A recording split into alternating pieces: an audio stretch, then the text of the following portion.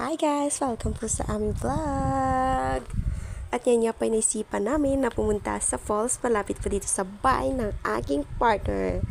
So, tara na guys! Inihanda na po namin ang aming mga babaunin na mga pagkain. Kung ano lang po yung available, yun lang po yung baon namin. So ayun, nagpatuloy na nga po kami ng aming paglalakad. Dala nga po namin yung isang aso ng kanyang tita na si Toby. Bodyguard po namin yan. Tsaka ayun, nag-video-video nga po kami ng bundok dyan kasi napakaganda po ng tanawin. Berdeng-berde at dahil po napakaganda po ng sikat ng araw ngayon. Tsaka binigay ko na rin po sa kanya yung camera para siya naman po yung humawak. At ayan po, patuloy na po kaming naglakad. Dalawa lang po kami kasi wala naman po kaming kasama. Tsaka ayan, napakainit po talaga kaya binilisan na po namin yung aming paglalakad para makaligo na kami kasi sa totoo lang, napakalamig po ng tubig dyan sa falls. Dito po sa falls namin sa Kamansi, Batan. Sana sa mga gusto pong pumunta, kapag pupunta po kayo, dapat po ay pagkatapos po ng malakas na ulan o malakas po yung ulan para may tubig po kasi kapag mainit po, wala naman pong tubig.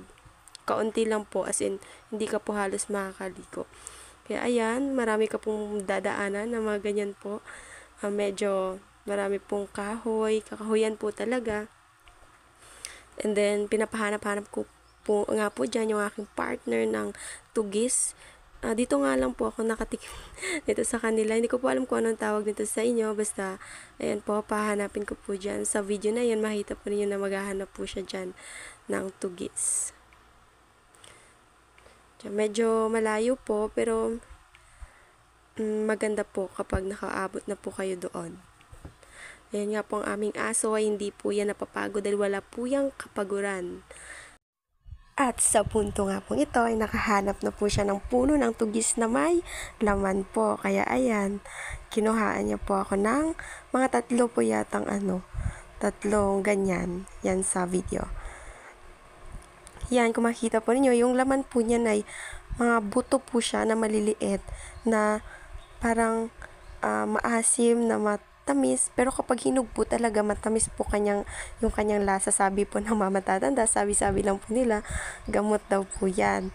Kaya yung iba dito sa amin, nilulunok po nila yung buto, pero ako hindi ko po nilulunok yung buto. Kinukuha ko lang po yung kanyang lasa. Malapit na nga po kaming makaabot dyan sa falls, kaya ayan, yung partner ko po kasi nililinisan niya pa po yung mga dinadaanan namin.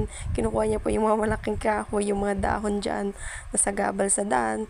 Kasi kapag daw nga po may pumunta na mga dayo ay maayos naman po yung kanilang dadaanan. Kaya ayan po, nakarating nga po kami dyan sa baba ng falls. Medyo madulas nga po kasi kakatapos lang ng ulan, pero carry pa rin po, akyat pa rin po kami. Comfortable po kasi ako kapag dalawa lang kami yung magkasama kasi masaya po talaga kami kasi pareho po kaming kalog niyan. As in, ayan, medyo madulas po talaga yung mga bato kaya mag-iingat lang po tayo kapag pumupunta tayo sa mga ganitong lugar kasi madulas po yung green po na lumot. Di ko po alam kung tawag niyan sa inyo. Basta sa amin po dito lumot po yan na green. Medyo madulas po talaga, ayan. Tsaka umakyat na po kami sa malalaking bato. Kung mapapansin nga po ninyo, lumusong nga po ako. Wala naman po dyang anaconda ha. Medyo malubog lang po yung yung hindi po color. Kumbaga hindi po malinaw yung tubig kasi kakatapos lang nga po dito ng ulan sa amin yan. And then ayan, malapit na po kami dyan sa falls. Malapit na po kami dyan sa falls na tubig. So yung gusto lang naman namin, kaya kami pumunta, dala lang po kami ng shampoo tsaka sabon, maliligo po kami. Tsaka trip lang po namin kasi kahit malapit po yan dito sa kanila, hindi naman po kami araw-araw dyan nakakapunta. Kasi marami po kami nakikita na mga dumadaan na papunta dyan. Kaya ayun, sabi ko sa kanya, punta kami. Tsaka kung makita nyo, medyo malalim po yan na portion dyan. Pero hindi po malinaw yung tubig kasi nga po, ayan, bagong tapos po ng malakas na ulan dito. Tsaka ayan, nandiyan na po kami. Maghanap lang po kami ng bato na pwede namin lagyan ng mga baon namin. Tsaka after niya, maliligo na rin po kami. At dahil nga po bida-bida ko, ay ayan po, pinahawakan ko po sa kanya yung camera para ako po ay pupunta doon sa may mataas na portion. Sasayaw-sayaw pa yan kasi nga akala niya stage. Kung makikita po ninyo ay ayan po yung view nung pumunta po kami. Napakaganda po, napakaaliwalas at napakalamig po talaga dyan. Kaya sa mga gusto pong pumunta ay pumunta na po kayo. Ayan, after po namin nag-video, tsaka nag-picture-picture, kumain na po kami ng aming mga baon. Kinain ko na rin po dyan yung kinuha sa akin ng aking partner na tugis.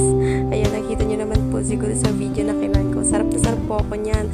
Bagay po siya sa malamig na panahon kainin. Tsaka yung partner ko dyan patulog-tulog, paupo-upo, tsaka ayan, kakain. Tapos after po namin maligo, umuwi na rin po kami niyan. Pero bago po lahat, ayan, nag-enjoy po talaga kami kumain, tsaka pasayaw-sayaw pa yung mga yan. Kaya pa, nagsubuan pa talaga ang mga yan. Parang wala talaga mga problema sa buhay. Thank you for watching and pagpasensya nyo na po yung aking boses